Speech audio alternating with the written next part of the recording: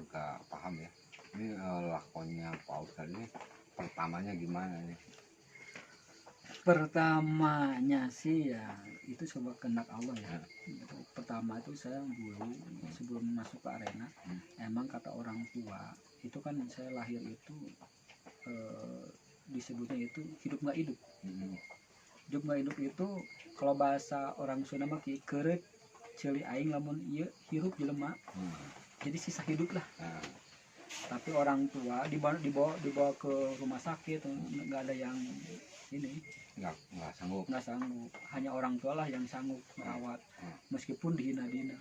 Nah, ketika orang tua saya dagang semuanya nggak laku karena keadaan seperti ini. Maka kalau misalkan orang ini hidup, maka dalam artian kalau bahasanya mah ini iris kuping saya. Nah, dari situ intinya lah seperti itu. Dan suatu ketika ada seorang haji almarhum, dia berkata, jangan kau sia-siakan anak itu karena anak itu bukan anak sembarangan. Begitu. Dari situlah alam. Nah, saya masuk ke arena Torekah itu ketika saya itu disuruh ke Wit Bandera. Carilah Wit Bandera. Sana itu saya mulai lakon, kalau bahasanya mah jarah ya. Jarah.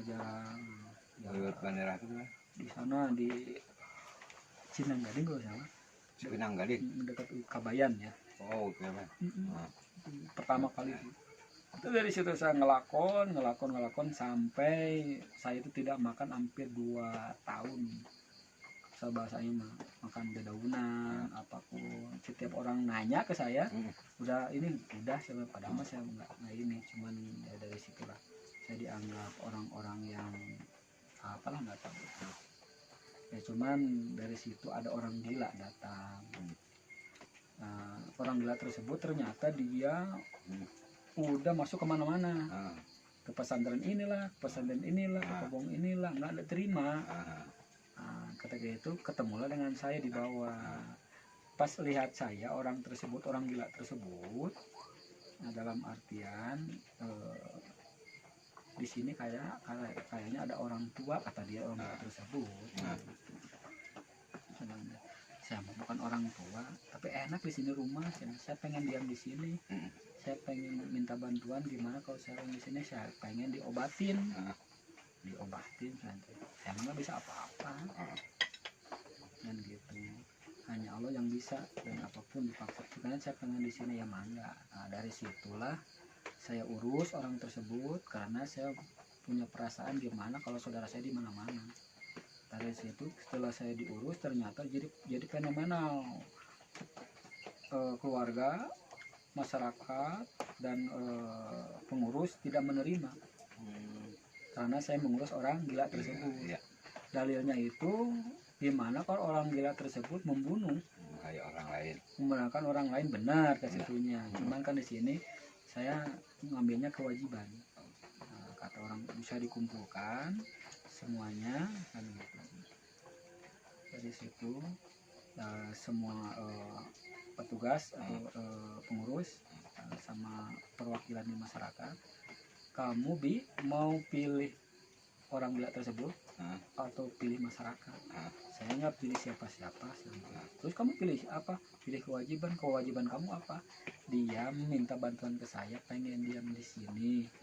Nah gitu, saya sebisanya diam di sini, silakan seadanya sampai dia ketemu dengan dalam artian kesembuhannya atas kehendak Allah. Dalam artian itu kewajiban saya menolong. Ini gimana kalau misalkan anak bapak di mana-mana nggak ditolong, gimana rasanya? Nah, saya akan menolong dia. Kalau gitu mah kamu sama saja menolong atau memilih orang gila.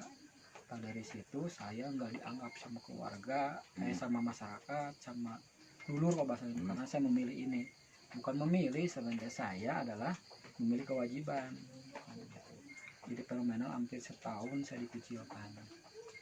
Pada situ ternyata orang gila tersebut, anehnya malam jam 12 dia kayak orang waras.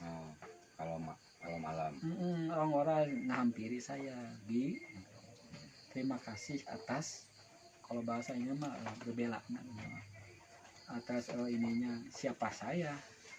kenal juga enggak. Hmm. Kalau bahasa ini mah saudara enggak, tapi Abi membela saya sebegitunya, sehingga Abi itu direla untuk dibenci sama orang. Oh saya nggak membela siapapun, termasuk ya ini kan gitu. Bahkan ini saya membela ini karena kewajiban saya, karena kamu minta bantuan ke saya dengan semampu saya membantu kan gitu. Intinya Abi udah membantu saya, udah menerima saya sampai Abi rela dikucilkan dan dibenci oleh halayak. Nah sekarang Abi minta apa? Oh contoh ini orang gila kayak waras kan gitu, kayak waras kan gitu, dalam artian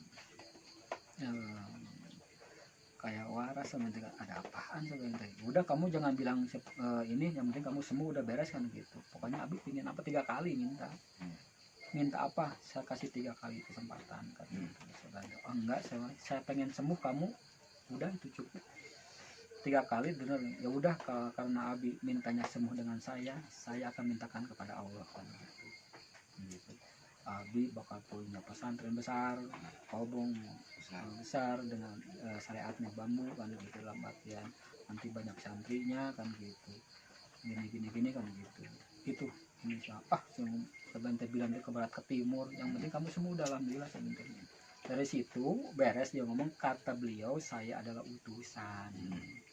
Kalau bahasa nyamar, saya tuh udah menguji kamu waktu kamu tuh benar-benar sabar gitu. Ya, utusan daripada ya gitulah gitu. Orang-orang terdahulu bahasanya ya, aruhun.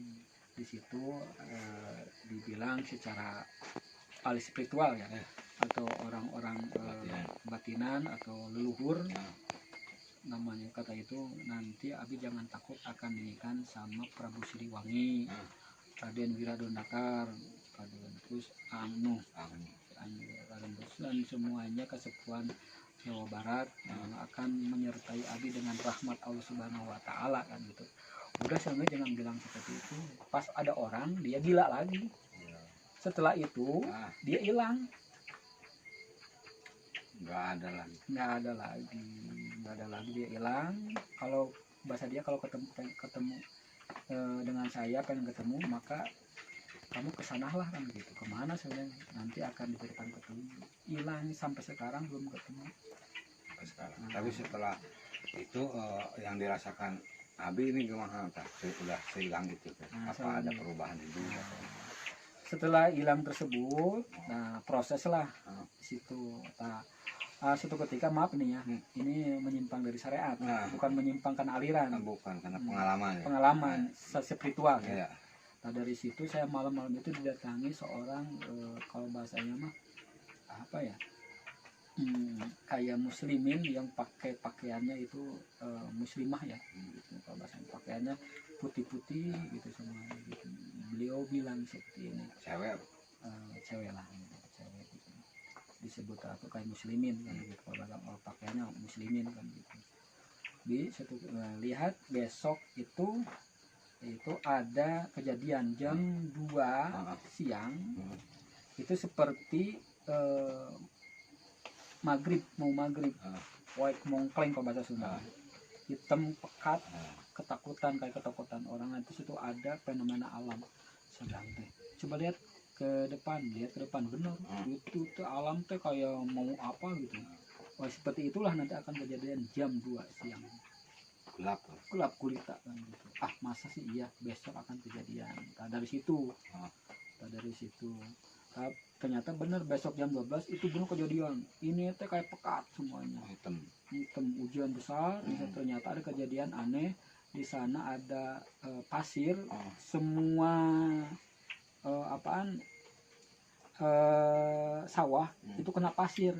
Tapi anehnya si padinya nggak robah, nggak rusak. Padinya nggak rusak, tapi dia keinian pasir.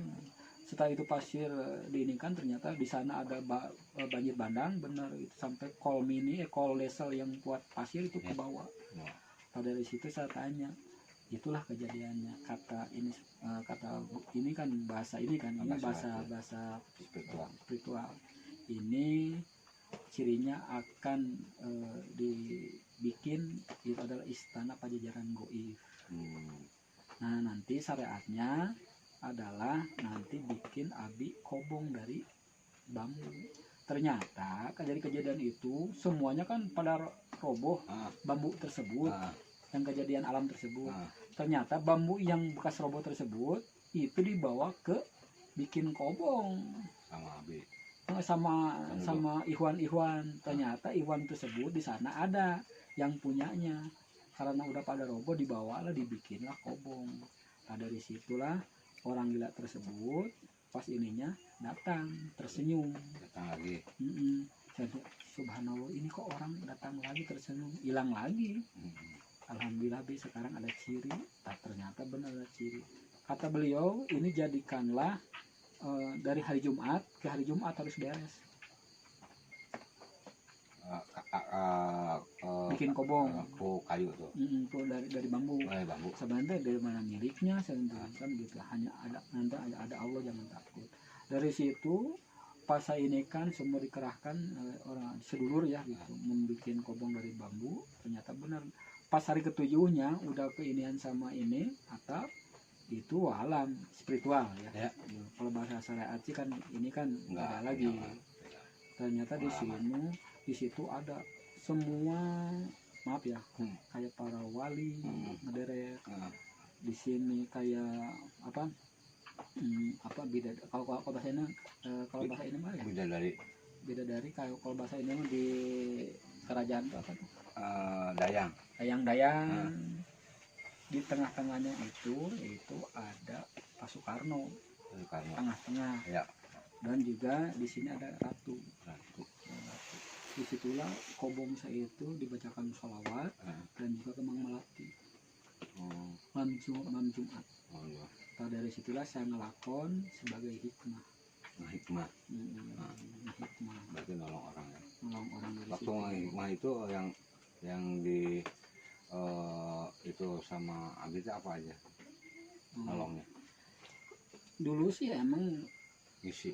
Nah gini, hikmah itu pertama kali saya itu ada, maaf ya, ada dari Bali masuk ke saudara saya. Dia ngomong seperti ini, gitu. Suatu saat kakakmu akan tenar namanya. Maksudnya nanti suatu saat kakakmu akan tenar namanya dengan menolong orang. Nah, dari situ ternyata lama kelamaan setelah itu kejadian adalah orang yang sakitnya itu udah 100 kali orang yang ngobatin tidak sembuh. Alam. Bahkan kata orang ini kata ada orang yang bayarnya harus kredit ada. Subhanallah sampai segitunya. Iya, saya minta kalau bisa abi datang ke rumah saya untuk ini kan sebenarnya itu. Saya nggak bisa apa-apa sih nanti. Enggak, saya punya petunjuk bahwa carilah langkahmu sekian langkah, disitulah ketika langkahmu berhenti dengan hitungan, maka disitulah orang yang bisa mengobatinya dengan keluargamu.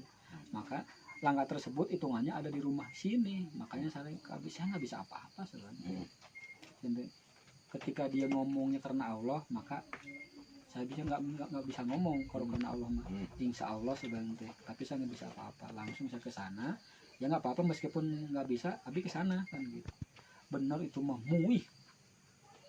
Angin besar. Ketika datang saya itu angin besar. Kata beliau secara spiritualnya, kamu jangan ikut campur urusan saya. Saya nggak ikut campur urusan kamu kan. Tapi kalau kamu mengganggu saudara saya, udah kewajiban saya menolong kan gitu. Sampai ini kan, sampai itu orang tersebut dibikin dua gini. Kan dia orang kreditan dia. Orang kreditan yang ini lagi dikumpul diobatin, yang sana lagi nagih duit. Aneh gitu. Sini lagi diobatin atau diiniin sama saudaranya. Di sana orang tersebut lagi nagih duit. Ternyata banyak yang datang ke sana menagih utang, dia nggak ngerasa. Saya kok ini sampai bisa seperti ini kan gitu.